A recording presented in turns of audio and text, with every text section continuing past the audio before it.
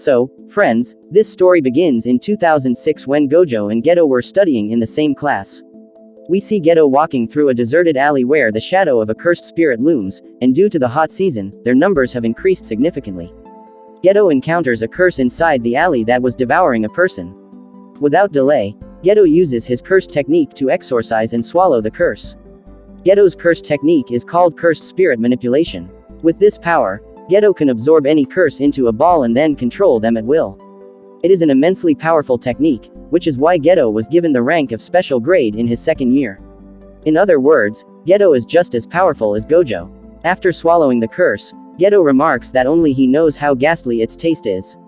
After that, we see Grade 1 Sorcerer Mei Mei and Grade 2 Sorcerer Lori, whom we have also seen in the previous season. Both of them are assigned a mission to investigate a haunted mansion. The mansion belonged to a wealthy man who had several restaurants, but due to a pandemic that struck the previous year, his business collapsed, and burdened by debts, he ended his own life along with his family. Since then, rumors started circulating that the mansion is haunted, especially with the advent of the internet, and many students ventured inside but never returned. To prevent any further casualties, Mei Mei and Lori are sent there. As they arrive, Lori starts making curtains. The curtains conceal the true nature of the place from ordinary people. However, Mei Mei advises her that it's unnecessary because the curse is inside the mansion, not outside. They enter the mansion and find garbage scattered everywhere. So, Lori gets a bit scared after seeing all this, and Mei Mei tells her that they should split up and search on different floors. She sends Lori to the second floor, where she checks all the rooms but finds nothing. After a while, they both end up in front of each other again, realizing that it was not the second floor but the first floor. Mei Mei explains that she has already come out of this exact place 3 times, meaning they are trapped in some kind of loop. And they can't get out of this hallway.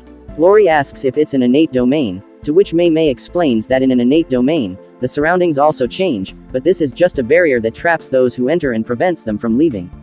The people who entered before them must have been trapped here, and the curse must have killed them. But it also means that the curse is very weak, and all they have to do is break the barrier and defeat it. Mei Mei asks Lori what they should do now, and Lori says that she initially thought it was a circular loop, but it's more like a straight line where one train car connects to another. If they all run in the same direction at high speed, the train cars won't have enough time to connect, and they can break the barrier and escape. Mei Mei agrees with Lori's idea and gives it a rating of 90 out of 100. She suggests that they should run in different directions to break the barrier.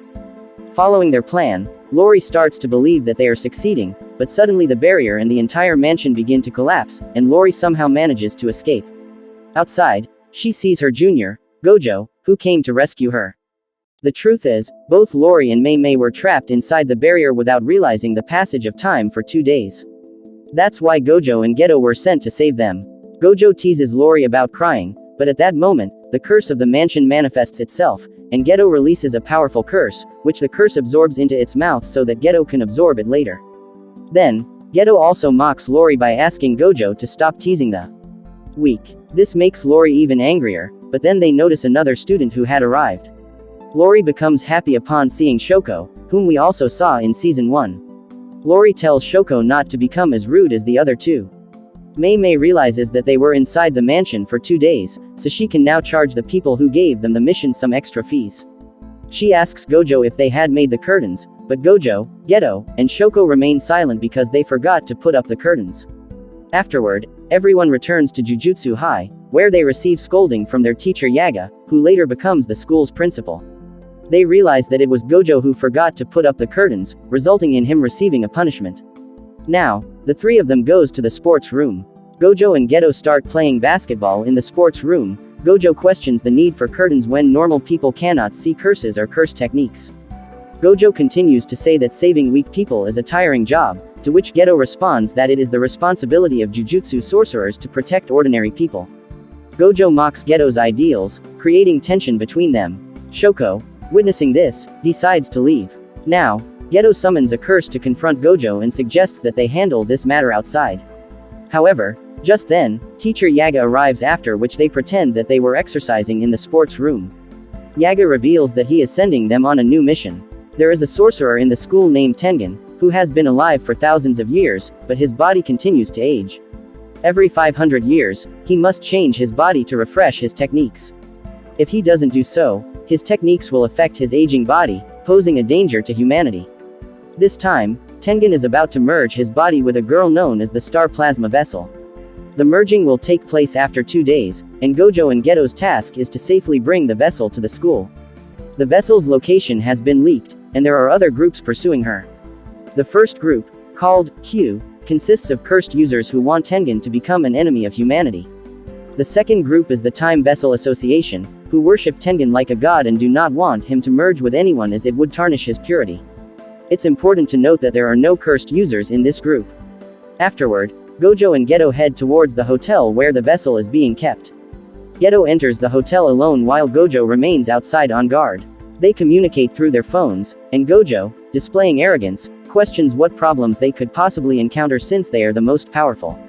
Geto advises Gojo that being overly confident is not a good thing and he should present himself more politely to their seniors. Moreover, they will soon meet Master Tengen. After their conversation, Geto rings the doorbell of a room, and a voice from inside announces her arrival. However, just then, a big explosion occurs.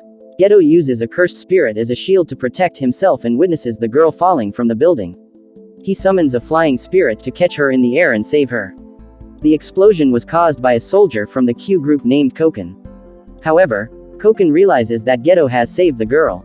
Meanwhile, another soldier throws numerous knives at Gojo, but due to Gojo's infinity shield, he remains unharmed. The soldier recognizes Gojo as he had heard a lot about him and challenges him to a fight. Gojo agrees to the challenge but sets a condition that he won't kill the soldier until the soldier begs for mercy. Meanwhile, in a nearby building, 2 people are seen talking. One of them reveals that their group, the Time Vessel Association, does not have any cursed users who can fight against Jujutsu sorcerers. However, they have hired a contract killer named Zenin to kill the girl. The killer clarifies that his name is no longer Zenin but Fushiguro. He agrees to fulfill their request, and the episode concludes here.